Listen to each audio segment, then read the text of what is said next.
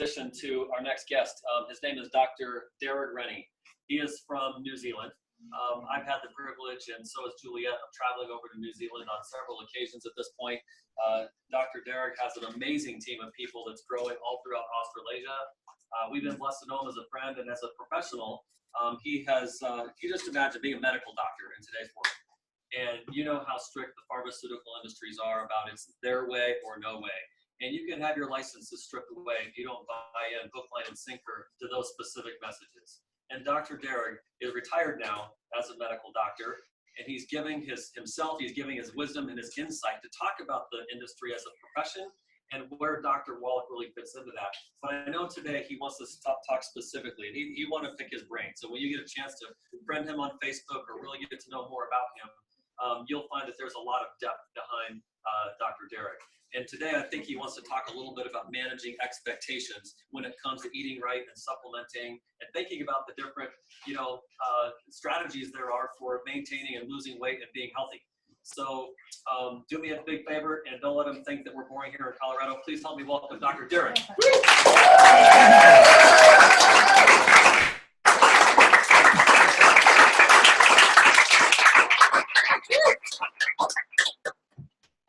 Thanks, everyone. Definitely don't think you're boring in Colorado. Can you hear me down the back? Because I tend to speak softly. I have to speak up. Feels like I'm yelling. It sounds weird in my ears. I'm trying to condense time here because we're trying to be running over, so we're trying to tighten it up. So most of you won't know I come from an obese family. My granddad was obese. My dad was obese at my age. I'm 62 years old now. And I was obese. I struggled with my weight since I was 14. Can you imagine a 14-year-old boy being on a diet? That was criminal. And to find out what I did, not through medicine, but I left medicine a long time ago. It wasn't just recently, because I felt like I hated hurting people, and I couldn't trust that I wasn't going to damage somebody by some of the things we could do. And what I see now, and I want to honor Lisa and Dr. Kay here for being here, because it's a big step for doctors to take this kind of stand. And there are doctors all over the world changing their mind about what a healthy diet is. What we've been told for the last 30, 40 years has actually been completely wrong, not proven, never proven, billions of dollars spent on trying to prove it, but zip, zero, nada proof. And that really frustrates me. I get mad at that kind of stuff. And so it took me till I was 7 years ago to figure out eating. And now at 62, I maintain weight easily, without a struggle. I'm satisfied all the time. Maybe move right there. Oh, sorry. Videoing, right? Forgot that. Hi, guys in New Zealand. I hope some of you are there. So where was it? So yeah, so it's so easy once you understand the principles. And I say there's two lies we've been told that we need to get a handle on. One is that carbohydrates are good. Fat is bad for you, therefore carbohydrates are good. So that's number one lie. If you get that one, you'll cover 90% of the bases. Second one is that... These are lies? Lies. Lies, yeah. Okay. We're told that fat is bad for us. That is a fundamental lie. And and the corollary of that is that carbohydrate is good. Because when you take fat out of the diet, you have to put carbohydrates in to keep the energy level up, because you don't want to keep the protein too high. So then you just need adequate protein. That's not a lot. And then you need to eat healthy fats. And that's the fundamental piece of it. And I'll tell you how the ketogenic diet and the high nutrient, low calorie diet are pretty much the same. There's not a lot of difference. And if you can understand this piece, that we each have a carbohydrate tolerance level, which means that when you go over that level of carbohydrates, things happen in your body that you don't want to have happen. For some of us, that's putting on belly fat. For others of us, have you heard of people that have been really fit, healthy, young people, and they're 43 years old, they go out to run, they drop down dead? Yeah. Yep. So some people, it doesn't show up on the outside, but it's showing up on the inside.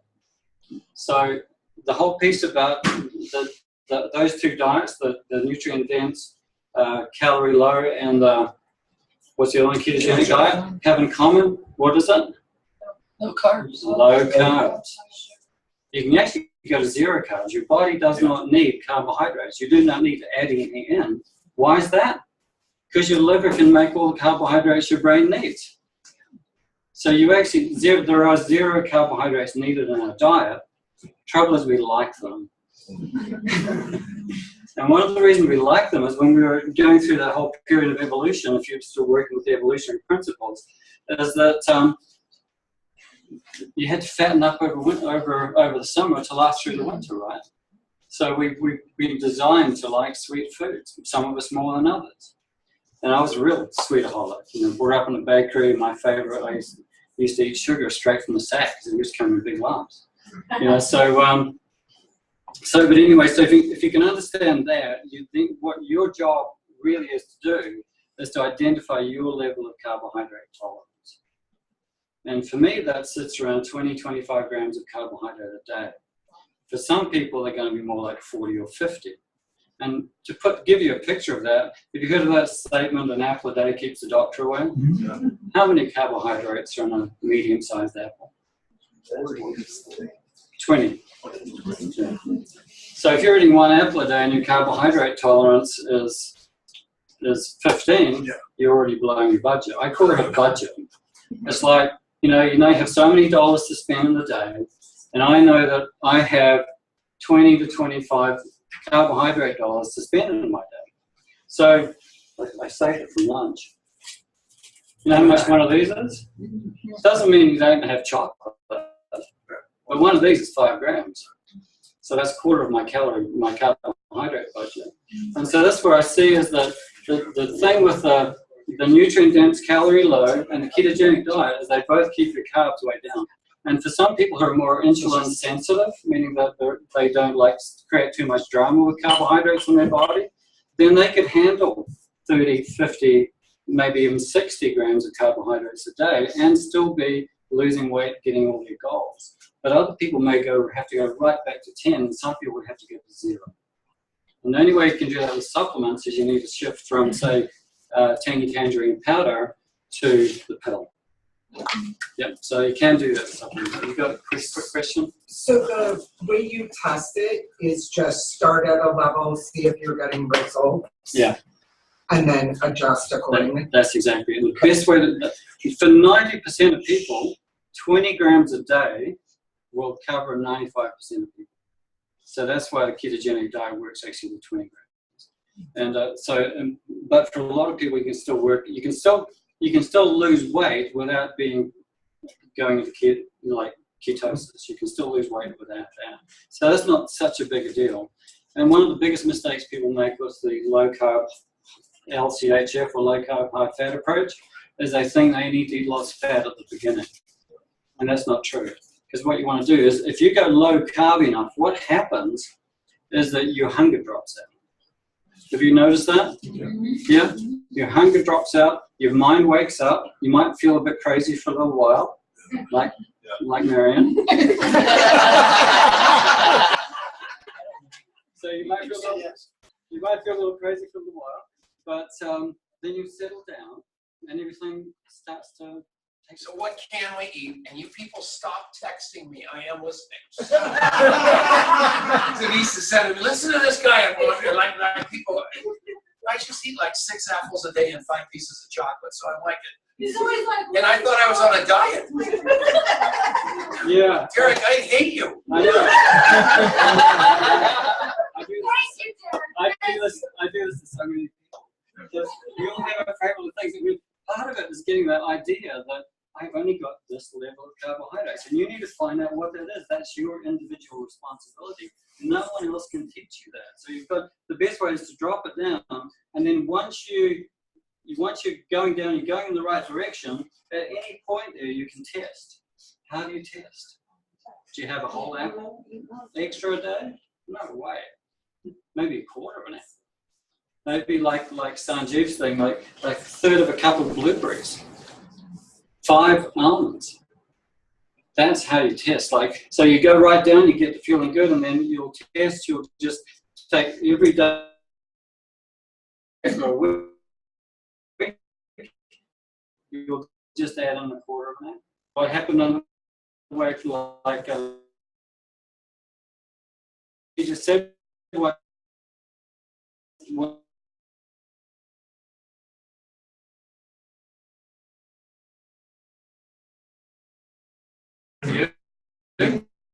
is my waist belt comes out. That's where measuring yourself comes in, and measuring is more important probably than weight.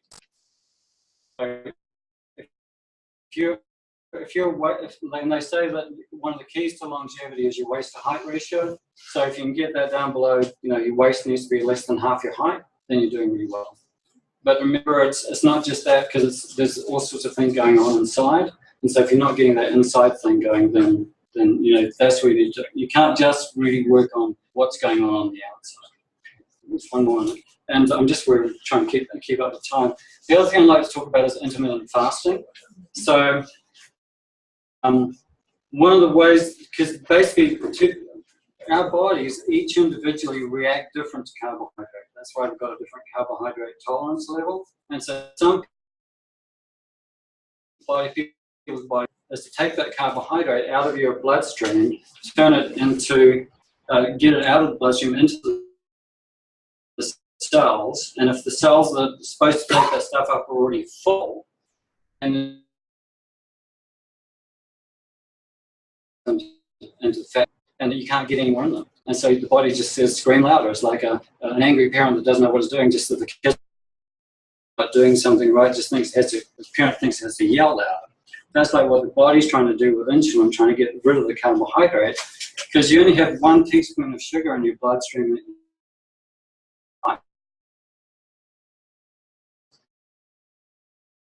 Because sugar is a poison. Sugar is a chronic poison.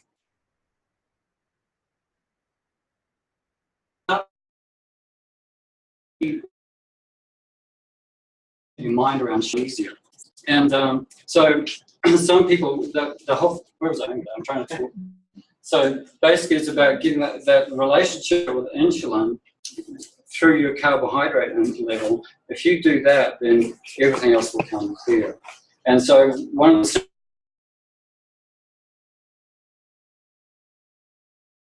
insulin level is decrease the amount of time, because carbohydrates raise your insulin level like that. Protein raises your insulin level like this. Fats raise your insulin level a little bit. Even fiber, too much salad raises insulin. So it's things like that you just need to be aware of. So if you spend actual time not eating, and that's where some of the programs you're actually just, you eat last meal is like 3 hours before bed, and I don't eat until 11:30, 12, 1 o'clock in the day, and life's easy. So that's the other part. And so that's, if you get your carbohydrates right, your proteins right, your fats right. So if you look at limiting your carbs, you won't hunger, you won't feel hungry, so you don't have to eat a lot.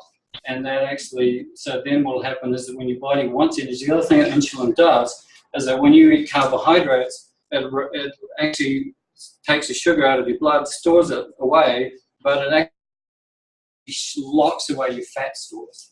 And I call insulin like Mr. Scrooge. Mr. Scrooge, the Uncle Scrooge, the guy, the banker that locked the golden vault. So if you think of insulin like that, then you understand that when you're eating carbohydrates, and if you're one of those people who pumps out a lot of insulin in response to carbohydrate you're putting in, then you've got a lot of, you've completely locked up your fat stores. So no matter how little you eat, you're still. It takes a while to turn over that switch. And so when you actually do finally turn over that switch, all of a sudden you've got an abundance of energy available. And that's available all day long. Because remember, your body doesn't need carbohydrates. Fat and protein. And that's why people feel so good when they're fasting. We heard of that? You tried fasting, felt good? What are you living off? You're living off fat and protein. It's just not somebody else's. It's mainly yours. It's mainly fat. It's not mainly protein. And so, and then the second lie, so that's the first lie.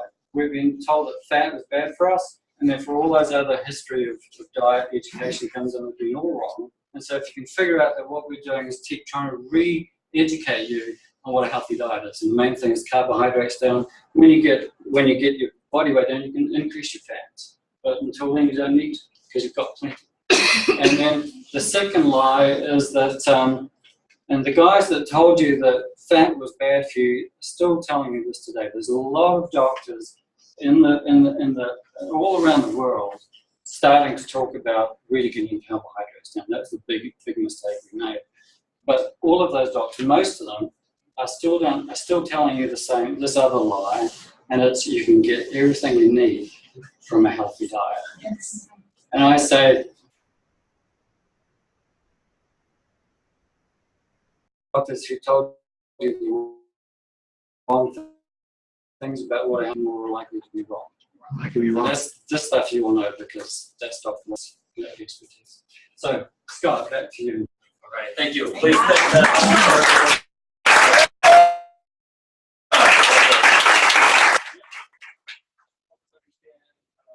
We got plenty of low fat and sugar free and all kinds of stuff in this country. So basically, there's a list you can eat. Like, it's harder if you're a vegetarian, but as possible. I was a wheat-free vegan. I was vegetarian for 30 years.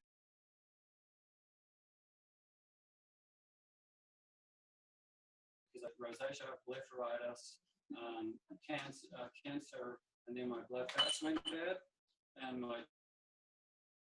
me a list of things that said eat less red meat and more whole grain. Yeah. So, whole foods, meat, chicken, fish, eggs, like we say, above ground veggies, like a little bit of fruit if that's something handle for some people. Health has your body first anyway before you need to add those in. All right, thank you so much, Dr. Derek. One more time for Dr. Derek.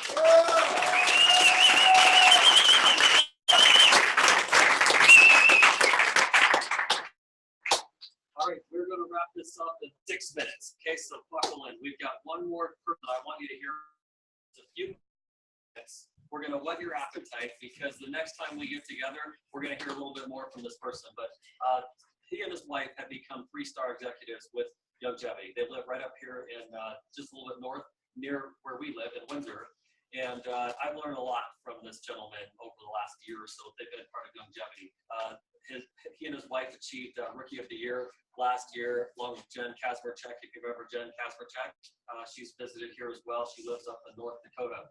And Matt Grant has done a lot of work in the personal coaching, professional, and applied that to his longevity business. And I know a lot of people, they don't pause to think about how significant it is to work on yourself. Just the personal growth of yourself.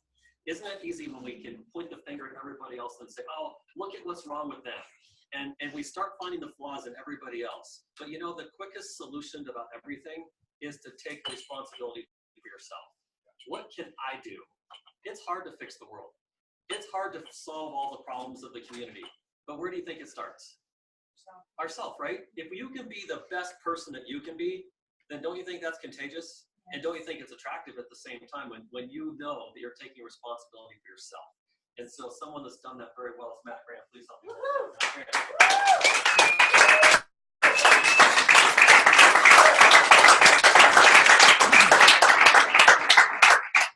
So Matt, we've got like literally 2 minutes. And I know you're going to just share something that's really powerful and literally in just a couple of minutes. But knowing what you know and where this group is at right now, what are your thoughts to kind of close up the day? Okay, so if you want success, it's a choice. And the number one thing that I'm going to suggest to everyone here is make the choice to show up to every event. No matter how small it is, make the choice to be at that event because you're going to get the opportunity to change yourself. That is the number one thing. You may not make all of them, but that is still your choice. So make that choice. Now, there's only 2 kind of words that I need to say that is the key to everything that everyone needs to know. Stand up if you want to know it.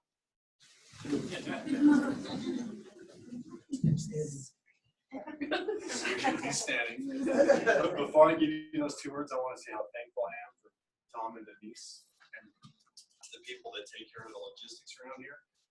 so much gratitude for me. I cannot even explain that, but with limited time, the two things you need to know is Scott Fardulis.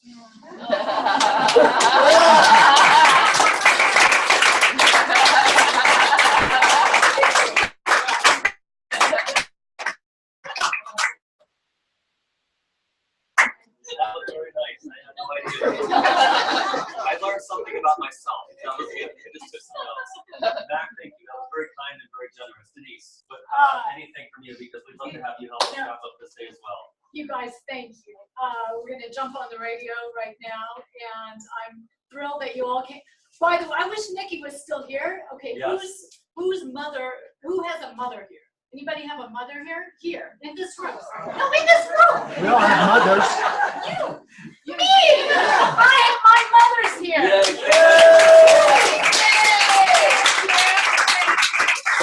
I wasn't afraid to make the call. I gotta tell Nikki that.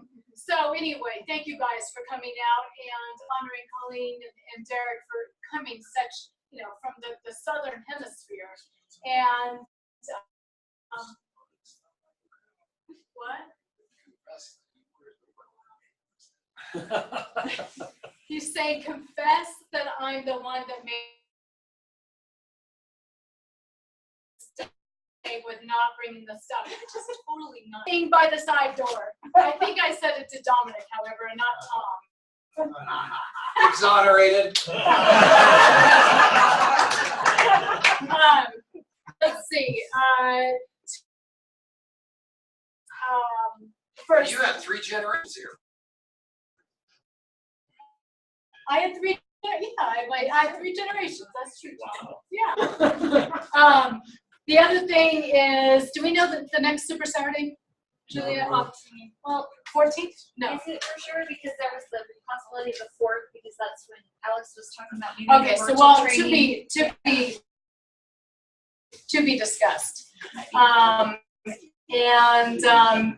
Anything else?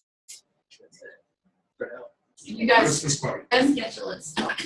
Yeah. I was asked to bring, I made friends with an importer of avocados from Mexico, and I brought a case of avocados. This is one of those healthy fats. Yep. Nice. So if anybody and avocados How much are they? bucket case. they're a buck a piece. They are so good. In the store, you're buying them for they're organic, right? No, I can't claim they're organic, but I know the farmer and just a super guy, and they're really good. They're really, really, really good. So why are you selling them for $1? Well, Because they're poison. But even at the store, they're for conventional, they're $1.70 a piece. So I'm complaining. We will have so we'll have a Super Saturday in November. We have GoPro November 16th to 18th. Tom and I have been honored to be are honored to be asked to be one of the 9 major speakers at GoPro. That's a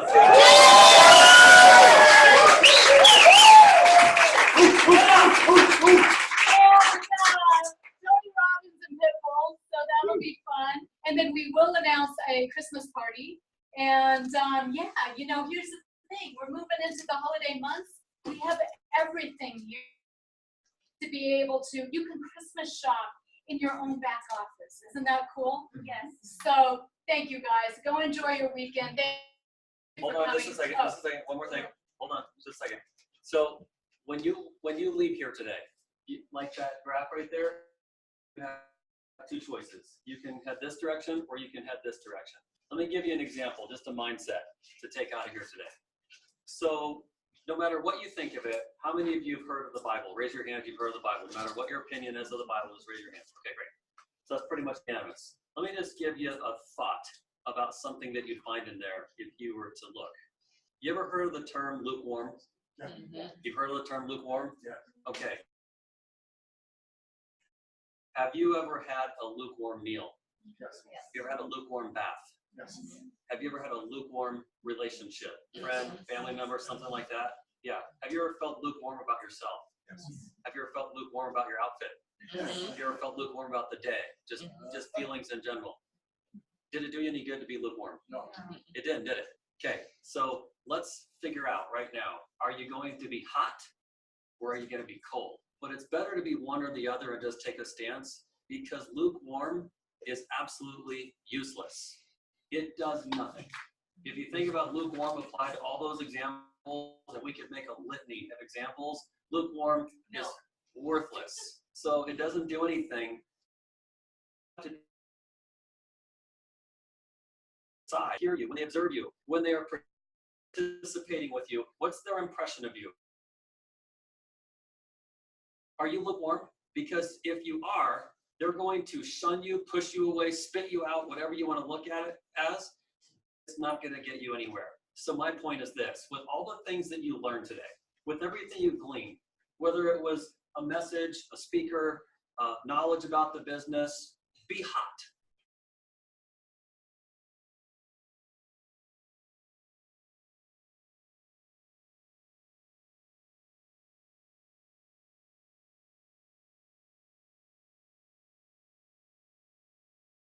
Don't take cold bath.